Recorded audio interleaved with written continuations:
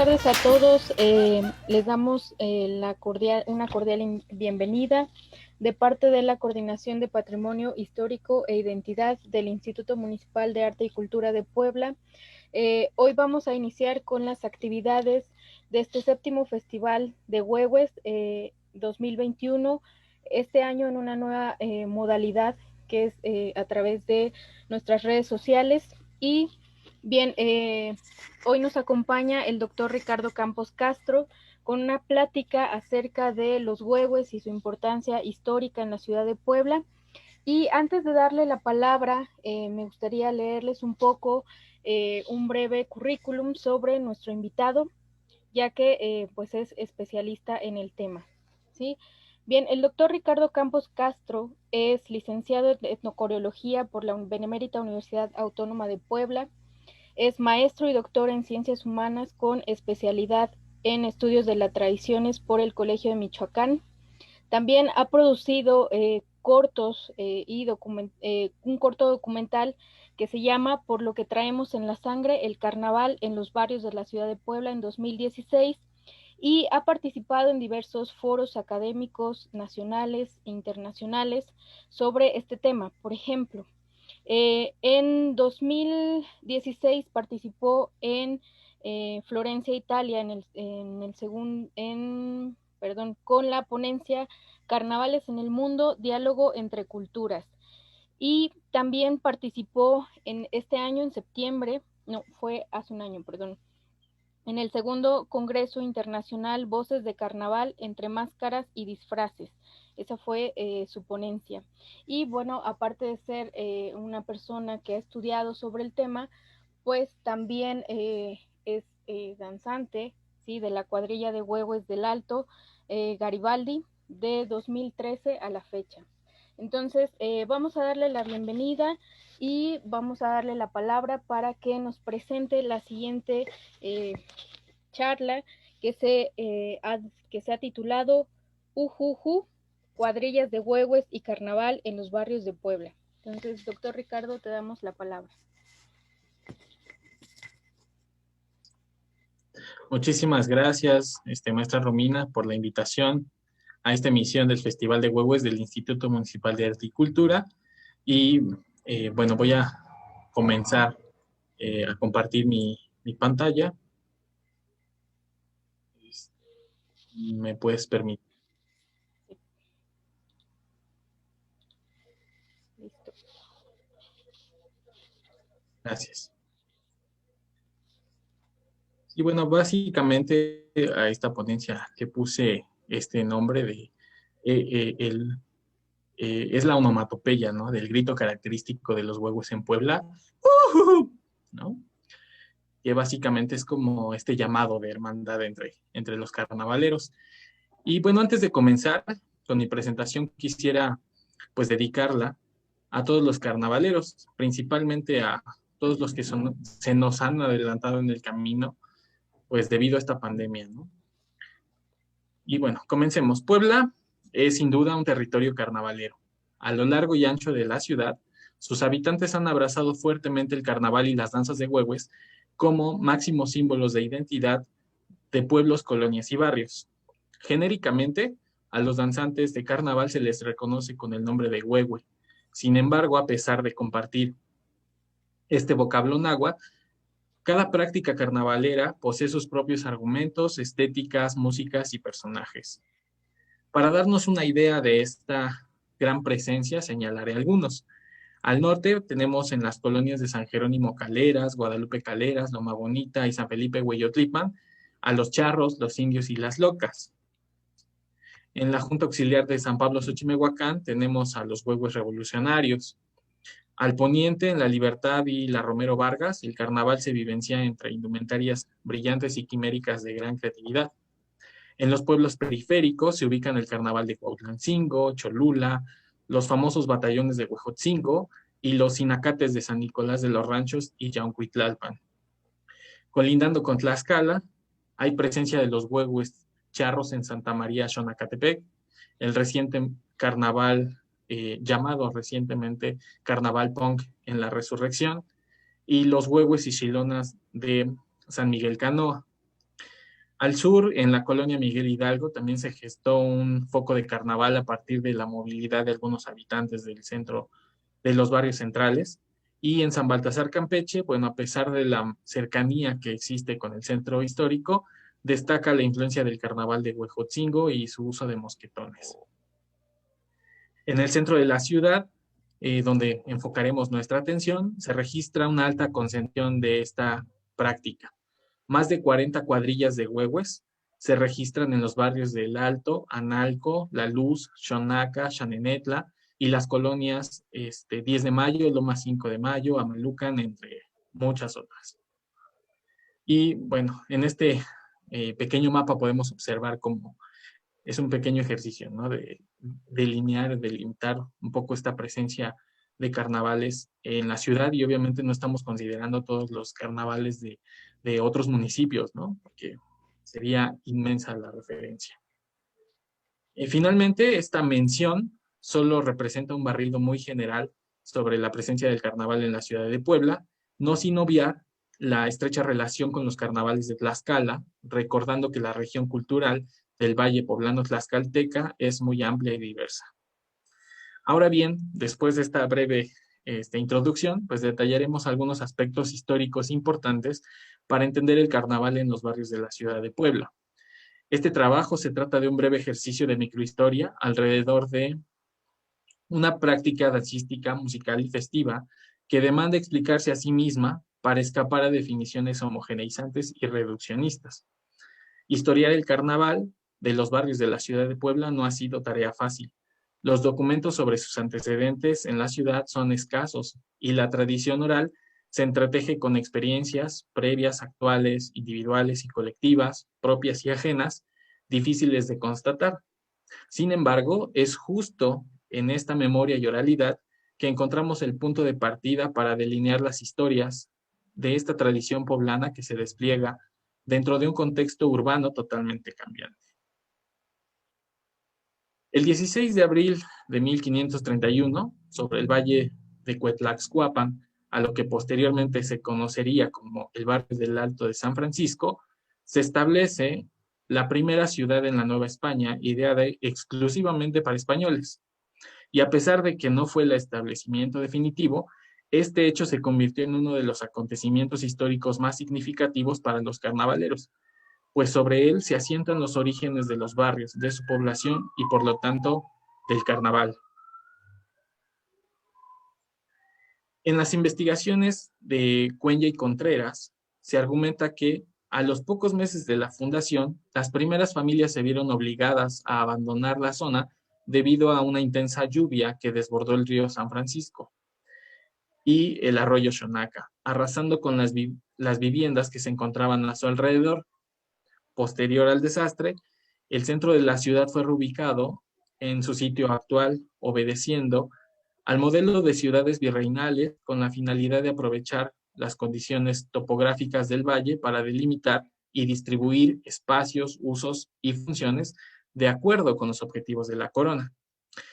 Para efectuar este proyecto, se dispuso de la mano de obra que edificaría la nueva ciudad en un corto tiempo. Y en un principio, pues los indígenas que fueron traídos de Tlaxcala, Cholula y Huejotzingo fueron concedidos a cada vecino español para la construcción de sus viviendas. Sin embargo, por la necesidad permanente de trabajadores, fue hasta 1550 que el Cabildo de la Puebla de Los Ángeles, sirviéndose de la división natural del río San Francisco, otorgó los solares de la periferia para su estancia fija y la población ahí asentada hizo de los barrios su estancia permanente. Y bueno, en este pequeño detalle de un mapa en Talavera sobre el plano de la noblísima y muy leal ciudad de Los Ángeles de 1750, se observa justo estas características geográficas, ¿no? Topográficas, y la división, ¿no? Ahí dada por el río San Francisco, y un poco hice el ejercicio de colocar la ubicación de los barrios fundacionales, ¿no? Desde ese momento, pues la separación brindada por este río fijaría las bases de la implementación de una dinámica de contraste territorial, social y cultural que se mantendría a lo largo del tiempo. Y parafraseando a Cuenya, una vez asentados estos pueblos, las necesidades de la población motivaron el desarrollo y la especialización de diversas áreas. Los albañiles se asentaron en el Alto, los ladrilleros en Xanenetla, panaderos y herreros en Analco, loceros en La Luz, ¿no? Que de hecho, bueno, todavía es un oficio que persiste en la zona, carboneros en Los Remedios, carpinteros en Santiago, tejedores en San José e hilanderos en San Antonio y Santa Ana. Y a su vez, pues la disponibilidad de agua de la región pues permitió el desarrollo de otras actividades como la ganadería, la agricultura, la instalación de molinos, batanes y obrajes a lo largo del río. Y con todo ello a favor, pues se instauró la hacienda como un sistema político y productivo, ¿no? Y aquí, bueno, en estos pequeños mapas ubicamos como la presencia, ¿no? En la actualidad es difícil ubicarlos de manera física, pero estas son algunas de las haciendas que registra o de los cascos de hacienda que registra Ariadna González en su estudio. Y bueno, ahí podemos ubicar, ¿no? La ubicación de estas. Y del lado derecho, una ex hacienda que actualmente funciona como escuela, ¿no? Pero bueno, resalta como toda esta parte de la arquitectura. Y esto lo menciono porque, bueno, es preciso señalar justamente que el barrio de Xonaca antes era parte del Raval de Xonacatepec y no se planeó como los espacios cercanos al río, sino que estas tierras sirvieron al establecimiento de ranchos y haciendas en la periferia de la ciudad colonial. Por eso no aparece como tan delimitado en el mapa anterior, ¿no? Porque todavía eran tierras que se empleaban para estos fines.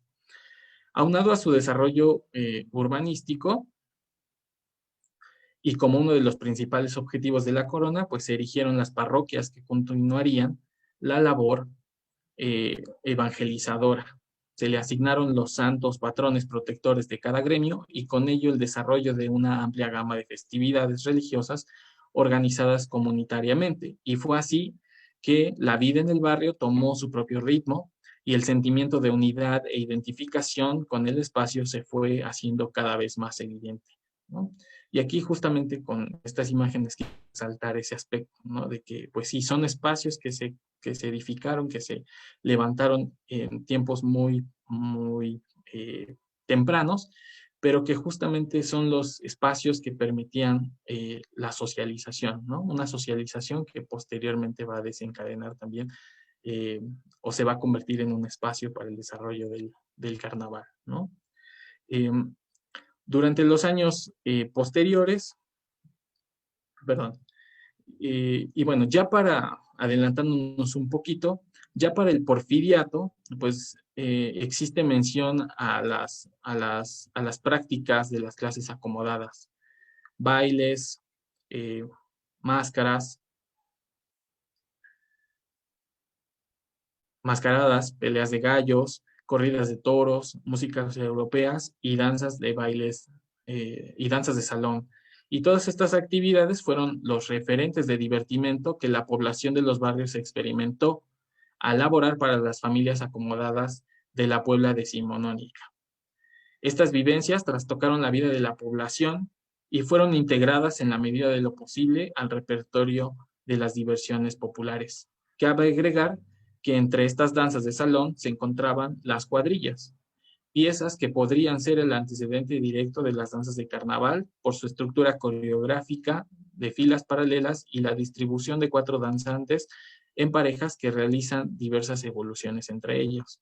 Y bueno, aquí pongo dos imágenes bueno, para contrastar un poquito esta realidad, ¿no? Del lado izquierdo una litografía sobre una cuadrilla en Francia del siglo XIX, y bueno, aunque estas referencias del lado derecho ya sobre el carnaval y sobre los huevos son más recientes, pero podemos ubicar, ¿no? Por un lado, en la fotografía inferior, las 2 filas paralelas, que es como la formación de la cuadrilla, ¿no? Y en la parte de arriba, el trabajo que se da entre 4 personas formados en parejas para el trabajo de diversas evoluciones, ¿no? Y cabe mencionar que también dentro del repertorio de carnaval hay una pieza específica que se llama Las Cuadrillas, ¿no? Donde justamente este trabajo entre 4 personas se desarrolla durante la pieza, ¿no? Por otra parte, así como el ferrocarril en toda la historia mexicana, pues las ferias trashumantes generaron dinamismo, ampliaron las redes de intercambio y aproximaron centros y periferias. La investigadora Yolanda Jurado señala que en las ferias de la época, el día de la clausura se organizaba un baile para la sociedad elegante que se hacía en el salón municipal o en otro lugar apropiado. La concurrencia numerosa se dedicaba a contemplar los bailes propios de la región, las cuadrillas y los valses. Y bueno, seguramente este proceso reforzó la llegada de las piezas musicales y esta forma coreográfica a los oídos y cuerpos de la gente de barrio, ¿no? Ya para el periodo revolucionario, pues acontecen epidemias, raptos y asaltos en manos de los grupos en contienda, carrancistas y villistas. Y Cordero apunta que ambas fracciones se disputaban el dominio, entrando y saliendo, no solo en los lugares rurales, sino en ciudades de importancia, sufriendo los habitantes las consecuencias de las estancias de unos y otros. Y de hecho, entre la población se recuerdan historias sobre mujeres y hombres jóvenes escondiéndose en pozos o sótanos de haciendas y casonas para que no se los llevara la leva. Cordero agrega que pues también la falta de aseo en las tropas y los cuarteles desató una epidemia de tifoidea que arrasó con cientos de víctimas durante 1915. Y para frenarlo un poco se incitó a la población, así como en estas fechas, se insistió a que la población no saliera a divertirse, no asistiera a diversiones públicas. Años más tarde, también al finalizar la Primera Guerra Mundial, otra epidemia diezmó la población. Se trató de una gripe llamada influenza española, porque se decía que fue traída por los emigrados de este país. Y como era de esperarse, pues la población de los barrios fue la más azotada porque era la que menos oportunidades tenía para hacer frente a circunstancias de este tipo. Ahora bien, aunque se insista en una continuidad en la realización del carnaval fincada en los primeros años de la colonia, inclusive antes, se hace complicado pensar que estas festividades hayan sido posibles durante fechas o durante este periodo de precariedad e inestabilidad social, ya que la población se encontraba diezmada y empobrecida. De hecho, el recuerdo de los carnavaleros no ha podido extenderse más allá de 2 generaciones atrás, hacia 1930 y 1940, años en los que figuran memorias de los bisabuelos haciendo carnaval. Y yo tengo la hipótesis de que es hasta 1930, con la instauración del mercado del Alto, que la vida en los barrios comienza a rearticularse, permitiendo el desarrollo del carnaval como el que ahora conocemos. Porque justamente el mercado fue el punto de encuentro para comerciantes de distintos pueblos de alrededor y población de los barrios. Incluso esa zona se convierte como en el área central, ¿no? Para los intercambios y ahí se establecieron los primeros autobuses públicos, el transporte público, etcétera. Era como la central camionera de ese entonces, ¿no? Por lo que se refiere al espacio barrial, González Solís señala que justo como resultado de la revolución y establecimiento de la reforma agraria, entre las décadas de 1930 y 1940, las tierras pertenecientes a haciendas y ranchos eh, fueron fraccionadas y repartidas, suceso que, aunado al rápido desarrollo industrial y tecnológico, pues provocó que las urbes fueran invadiendo poco a poco el territorio rural para satisfacer las demandas demográficas del momento. Y bueno, a la par de esta mención, también la historiadora Emma García, pues deja entrever que el área que comprendía las haciendas, ¿no? Ahora Xonaca y sus colonias, fue aumentando su población en diversos momentos, pero no fue sino hasta 1975 que el espacio fue afianzando su población. En otro orden de ideas, pues también durante la segunda mitad del siglo XX, pues el crecimiento poblacional se agudizó debido a la migración de otros estados que comenzaron a instalarse en la ciudad por las nuevas oportunidades de trabajo que ofrecía la capital. Y González señala que la población principalmente aumentó en gran medida debido a la entrada de nuevas industrias, principalmente la automotriz, y entre los 70s y 80s la planta armadora de la Volkswagen hizo posible la formación de nuevas colonias y la reorganización de los flujos de mano de obra. Y esta situación pues también motivó el desplazamiento de desplazamientos poblacionales en donde ahora también podemos observar la visión del carnaval. Simultáneamente, del lado de los barrios comienzan las obras para el entubamiento del río San Francisco, borrándose pues la frontera natural, pero no la social, ya que se mantiene firme y palpable hasta nuestros días, ¿no? En este imaginario de los barrios como zonas marginadas o como zonas de peligro, ¿no? Eh, y bueno, todos estos acontecimientos pues nos sirven para tener una idea mucho más articulada, ¿no? Sobre por qué el carnaval es como es, ¿no? Ahora. Y creo que todos estos elementos nos dan herramientas para entenderlo un poco más. Y ahora sí vamos a entrar como a estas referencias al carnaval que les comento de estos años, de los años 30 y 40, que es de donde se tienen más referencias desde la tradición oral, ¿no? Y bueno, existe un consenso, como les decía, de que el carnaval tiene sus orígenes en el mismo periodo colonial, con la instauración del aparato festivo católico y la primera fundación de la ciudad en el barrio del Alto en el 531. Y sin embargo, en una reciente investigación, Churchill recupera un acta de cabildo donde la familia del señor Andrés González solicita permiso al ayuntamiento de la ciudad para salir en desfile de máscaras en el año de 1938.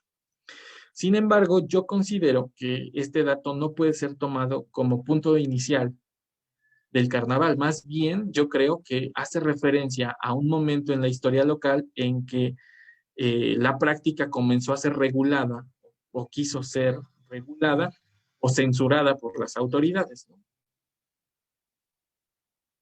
Y bueno, Nancy Churchill lo que hace es definir esta forma de carnaval eh, como originaria en la hacienda, donde los propietarios ausentes, los hacendados, eh, periódicamente organizaban grandes bailes a los que invitaban a sus familias, amigos y socios de clase alta. Y el objetivo de estos bailes era demostrar a los invitados la cultura, el estilo, el poder y el éxito financiero del anfitrión. Los músicos eran a menudo trabajadores indígenas y mestizos, quienes una vez aprendida se la llevaban a casa, a sus humildes aposentos en la hacienda. Igualmente, los cocineros y sirvientes que tenían la oportunidad de observar los estilos de ropa y los pasos en la danza de los invitados imitaban los gestos de la alta sociedad y representaban un facímile de danzas basándose en sus recuerdos de las canciones y los pasos de baile. Eh, otro eh, investigador, historiador, Abraham Méndez, comparte una segunda versión que también señala que los huehues fueron traídos por carboneros provenientes de Tlaxcala, que por nostalgia a su tierra decidieron recrear la tradición en su nuevo asentamiento, el Alto. Y bueno, hay algunas otras versiones que ya se disparan, ¿no? Que tienen algunos otros referentes, que se van construyendo también conforme a la intervención de investigadores, de historiadores, de antropólogos y que van nutriendo como los referentes de los mismos carnavaleros y que van construyendo y van aderezando cada vez más estas historias, ¿no? Estos mitos de origen. Y otra versión la ofrece también el señor Luis Aguirre, conocido en el barrio como el Perro, quien señala que justamente la palabra carnaval se deriva de la unión de carne y baile y surge justamente también como burla de los peones a los conquistadores a través de la reutilización de las ropas que las damas y señores desechaban, ¿no? Y les decía, este es también como otro de estos múltiples ejemplos que hay sobre lo que se dice del carnaval en los barrios, ¿no? Y bueno, estos relatos también van acompañados de un doble sentido, uno religioso y otro pagano, ¿no? El primero refiere a la despedida de la carne y al inicio de la cuaresma. El segundo a la diversión y a la presencia de música, alegría, comparsas, bailables y fiesta. Como podemos comprobar en las narraciones, el momento de la aparición de los huevos es incierto. Sin embargo, la memoria local los ubica en el mismo sitio, el Alto. Y la primera agrupación de huehues de la que se tiene memoria fue bastante numerosa y se constituyó con población de todos los barrios. Gente de Xanenetla, de Xonaca, de La Luz, de Los Remedios, de Analco, bajaban al Alto para anunciar la entrada de la cuaresma. Se dice que esa era la finalidad principal de los huehues, ¿no? Como no había medios de comunicación, no había otras formas como de medir el tiempo, pues era eso, ¿no? Los huehues salían para anunciar justamente la festividad de la cuaresma, ¿no? Este periodo de ayuno y abstinencia. Los nombres de don Carlos Sánchez, don Pedro Hernández, don Emilio Illescas, don José Flores, don Esteban Sánchez, Trino Apango, Serafín Capilla y don Manuel Flores, pues son los que se mantienen en la mente de muchos como los huehues más antiguos del carnaval. En aquel tiempo, pues la intervención de los huehues estaba circunscrita al ritual católico y la fiesta se ajustaba a los 3 días admitidos por el calendario litúrgico: domingo, lunes y martes previos al miércoles de ceniza. En ocasiones su participación se integraba como parte de los programas religiosos de las fiestas patronales y se anunciaba en carteles que eran colocados en las puertas de las iglesias de cada barrio, ¿no? Y bueno, aquí tenemos una fotografía que es proporcionada por la familia Illescas, en donde se ubican estos huevos, observemos pues esta indumentaria, cómo era, básicamente se hablaba de esta sencillez, ¿no? Al portar, al vestirse con lo que había disponible. Y atrás están las garitas, ¿no? Que es como se les llamaba al transporte público. Bueno, este tipo de transporte público, por ahí de los años 50, 60. Y les decía, bueno, el vínculo con la iglesia era mucho más estrecho. Méndez relata que participar como huehue a principios del siglo XX también era considerado como una penitencia por los feligreses, porque se prestaba un juramento ante el párroco, o se ofrecía la promesa a algún santo o a la Virgen que llevaba justamente implícita esta expiación, ¿no? Entre las que se encontraba la opción de danzar el carnaval. En ambos casos, como purga o como manda, el penitente no debía consumir alimentos sólidos durante los días de carnaval, solo se le permitía tomar un poco de agua para mitigar la sed y refrescar el cuerpo. Ser huehue bajo estas condiciones implicaba también evitar a toda costa revelar la identidad en público. Por ello se acostumbraba a ataviarse dentro de la iglesia para salir con la máscara encarnada. Y para la gran mayoría, pues el carnaval era diversión simplemente y no interesaba nada más. A la cuadrilla se integraba el que quería, siempre y cuando asistiera enmascarado, pues la finalidad era mantener, a como diera lugar, la identidad oculta. En las calles nadie mostraba el rostro, para eso estaba la pulquería. Solo ahí se tenía permitido descubrirse para beber. En algún momento, para ocultar el consumo de alcohol en el carnaval, se llegó a decir que si un huehue se tambaleaba era por las largas jornadas de ayuno, cosa que pues no es muy cierto. Mucha gente recuerda que solo los hombres tenían permitido integrarse a las cuadrillas debido al ambiente desenfrenado que se generaba cuando el mundo se encontraba bajo el influjo del alcohol. Y algunas familias refieren que en esa época era mal visto que las mujeres participaran porque no era propio de una persona respetable ser parte de tales actos inmorales. Aún así, se sabe que hubo mujeres que participaron disfrazadas a pesar de toda prohibición.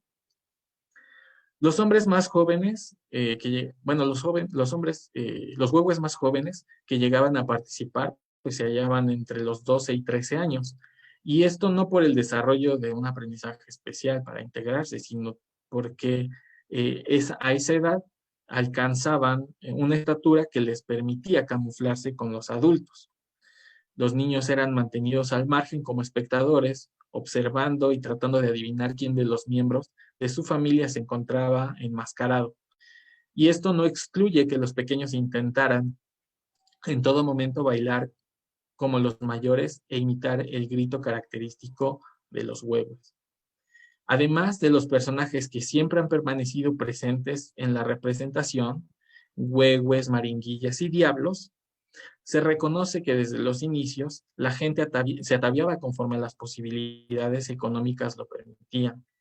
Era común observar brujas, gorilas y una diversidad de personajes tomados de referentes estéticos y culturales que circulaban en esa temporalidad, ¿no? Inclusive Chucky, el muñeco diabólico, formó parte de sus filas por ahí de 1988, cuando este personaje se hizo popular.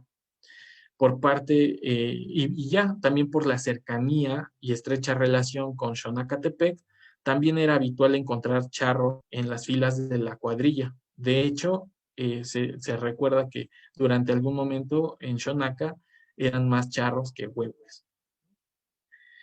Las máscaras también se fueron transformando paulatinamente y al mismo tiempo que en la región se consolidaba el tallado de madera en diversos talleres de escultura religiosa en la ciudad, ¿no? Solo había un estilo de careta. Lo que más llegaba a cambiar de un huehue a otro era el color de ojos. Y en cuanto al estilo, durante algún tiempo el carnaval de Xonaca se diferenció del Alto por el uso de caretas barbadas. Y aquí, bueno, en la imagen observamos como ese contraste, ¿no? También en relación al personaje de la Maringuilla, pues se deben mencionar varias realidades. Por un lado, los hombres que participaban lo tomaban con bastante seriedad. La gran mayoría se ataviaba con ayuda de las mujeres de su familia, quienes prestaban sus vestidos, rebozos, blusas y zapatos para complementar la caracterización. Y bueno, en este proceso no faltaba quien a través de su caracterización buscaba causar hilaridad, ridiculizando el perfil de la mujer. Y aquellas maringuillas no usaban máscaras, empleaban antifaces de cuero forrados con alguna tela de color para evitar ser identificados. Vero Méndez recuerda también con mucho sentimiento las ocasiones en las que su abuela ayudaba a su abuelo a vestirse para el carnaval. Y asimismo, también era sabido que había jóvenes que aprovechaban la ocasión para travestirse. Obviamente, la preferencia sexual era un tema difícil de abordar y muchos aprovechaban, irónicamente, el anonimato para mostrarse y construirse socialmente. Las danzas de carnaval se presentaban en los grandes patios de las vecindades. Los tendederos de ropa se tenían que desmontar durante esos días para que los huevos bailaran sin tropiezos. Existen muchas anécdotas graciosas haciendo referencia a las señoras que comenzaban a correr tratando de esconder su ropa interior cuando llegaba la cuadrilla. Si los patios eran pequeños, se tenía que bailar afuera, sobre las calles empedradas. Bailar afuera disminuía la potencia de la música de cuerdas y los que se encontraban más alejados de los músicos tenían que hacer un esfuerzo muy grande para llevar el ritmo y no dejar de bailar. Los músicos normalmente se colocaban al lado de los encabezados para poder observar las señas con las que se les indicaba la pieza a ejecutar y los cambios de la melodía para los cambios coreográficos de la danza. La música del carnaval era ejecutada con violín, a veces dos, guitarra y contrabajo. Los maestros más recordados en el alto son don Heraclio, don Carlos, don Virgilio, que sobresalían por su capacidad de improvisación y cada uno le imprimía al carnaval su sello sonoro característico. La morena, la marcha, la primavera, los puentes o listones, la estrella, el jarabe inglés, las cuadrillas y las garrochas son las piezas que componen el repertorio original. La muñeca y el charrito son piezas que se piensa fueron integradas mucho tiempo después de iniciada la tradición. Y con el incremento de agrupaciones se introdujo también la música de viento y más recientemente el acompañamiento de teclado y bajo eléctrico, ¿no? Incluso también música grabada. que también han generado como mucha crítica, ¿no? Dentro del ambiente, dentro de los propios carnavaleros. La principal forma de recaudación para el desarrollo de la fiesta son las llamadas bailadas, y estas consisten en la presentación de algunas piezas del repertorio dancístico musical a cambio de un apoyo económico. Lo recaudado es responsabilidad de los representantes y es usado para solventar todos los gastos de la fiesta, como lo son el sueldo de los músicos, la elaboración de la comida para los danzantes, la pirotecnia y el pago del conjunto tropical contratado para amenizar el llamado cierre de carnaval. Ya para los años 80, también los sonidos se fueron intercalando en apariciones con los grupos hasta que adquirieron popularidad. Y bueno, aquí en la fotografía, atrás del brazo del huehue de camisa de cuadros, se observa una cajita como de color rojo. Y ese es justamente también un elemento muy importante del carnaval poblano, que esa cajita se le llama el muerto, que es donde se depositan pues las cooperaciones que dan voluntariamente los que asisten al carnaval, a presenciar el carnaval. El martes de carnaval reunía, reunía una gran multitud. La quema de la cola del diablo al final del día era el acto más esperado.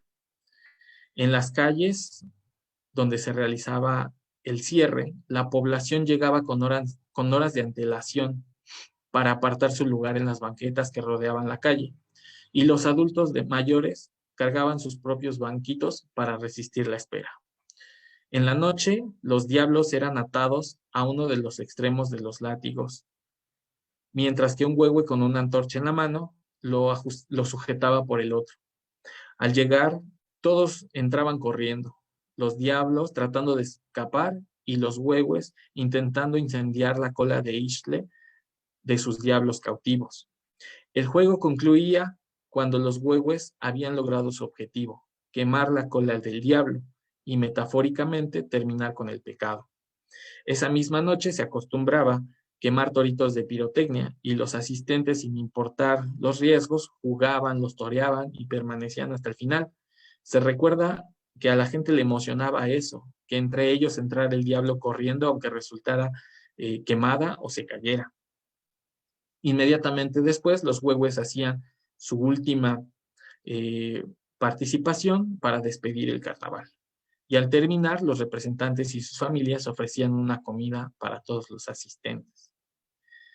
Y bueno, por la condicionante también de guardar la identidad, mucha gente solo llegaba, bailaba y desaparecía, y ya no se esperaba al baile con el conjunto tropical. Sin embargo, pues la fiesta es fiesta, y después de despojarse de las indumentarias, abandonando la manda o el juramento, muchos regresaban a divertirse. Durante el carnaval, pues el alcohol no puede faltar. Para la gran mayoría, este sigue siendo el mejor remedio para combatir la sed provocada tras bailar todo el día.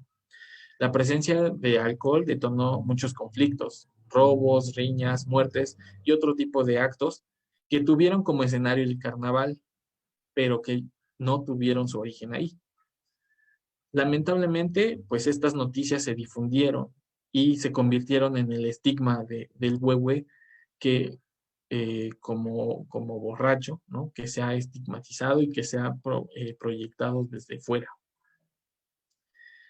Y bueno, para el baile del fin de fiesta, se acostumbraba también contratar a grupos de música tropical, principalmente sonoras populares como la altepejana, la dinamita o la santanera, y también se daba espacio a grupos locales, y cada año se buscaba impresionar con la invitación de otros grupos. Si los recursos no eran suficientes, las agrupaciones sonideras comenzaban a figurar como opciones más rentables de musicalización, con las que también hubo gran afinidad. El carnaval en los barrios se vivió pues en relativa armonía durante muchos años, hasta que una diversidad de circunstancias exigió la separación de algunos miembros y la creación de algunas otras agrupaciones alternativas. Al principio les comentaba que en esta zona de los barrios hay alrededor de 40 cuadrillas de huehues. A partir de ese instante, pues la historia del carnaval tomó otro rumbo, pues con el paso de los años, de repente empezaron a salir cuadrillas por donde sea. Y bueno, para, para concluir, quisiera señalar que pues todo lo mencionado en esta charla es solo un pequeño porcentaje de la historia del carnaval y del estudio realizado, pero quise enfocarme en destacar algunos detalles de la historia local que considero fundamentales para entender la vida en los barrios y el desarrollo del carnaval.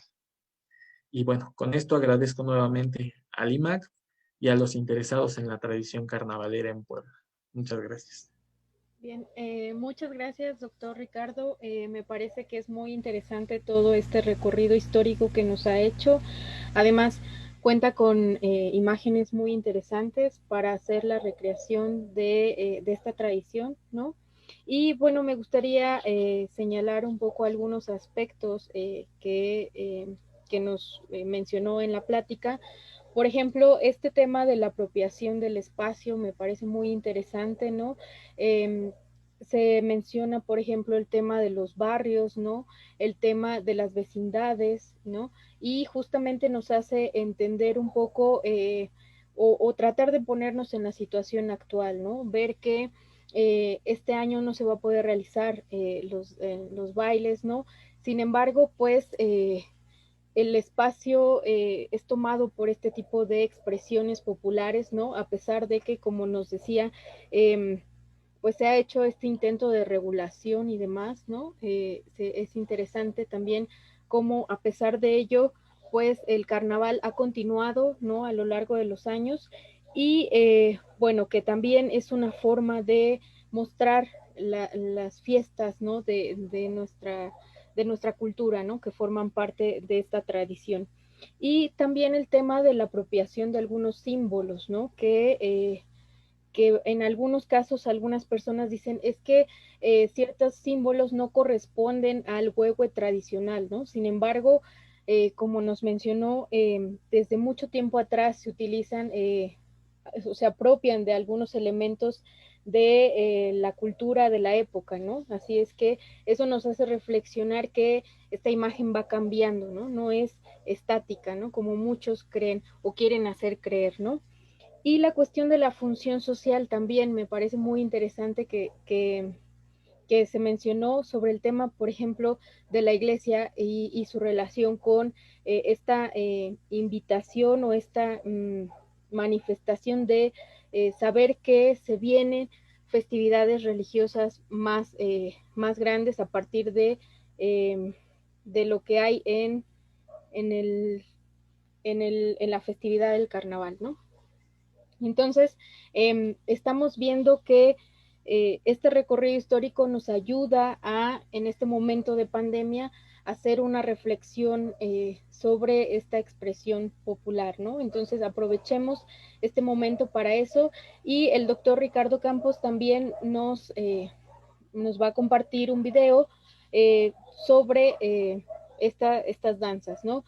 ¿Nos podría platicar, doctor, sobre este video, qué es lo que contiene, qué es lo que podremos observar en él? Sí, mira, bueno, básicamente es un pequeño fragmento que se pudo rescatar de una grabación hecha por ahí de 1996-97, donde se puede observar el desarrollo del carnaval dentro de las vecindades, porque creo que este es uno de los elementos eh, que ha sido borrado un tanto de la historia oficial, ¿no? Pero nos habla justamente de la importancia del espacio, ¿no? Y de esta convivencia en vecindad, ¿no? Porque a diferencia de, bueno, esta zona de los barrios, principalmente los que se establecieron junto al río de San Francisco, ¿no? Analco, La Luz, El Alto, Chanenetla, su principal forma de habitar el espacio era la vecindad, ¿no? Y los patios grandes, las fuentes, estos espacios que se convirtieron en el principal eh, pues, espacio de desarrollo del carnaval, ¿no? Y Y ahí, bueno, tiene que ver con otros procesos que a partir de finales de 1990 empezaron a generarse otras dinámicas y los huehues empezaron a ser expuestos en otros espacios públicos. Y de ahí se dio el paso como a salir a las calles, ¿no? Y también, pues, tiene que ver con procesos de expropiación, de abandono de los espacios, que obviamente ya no les permitía acceder a la vecindad, pero por eso se llevó a la calle, ¿no? Entonces, por eso considero muy importante este pequeño fragmento de video donde vamos a poder observar un poco de la dinámica del carnaval dentro de un patio de una vecindad.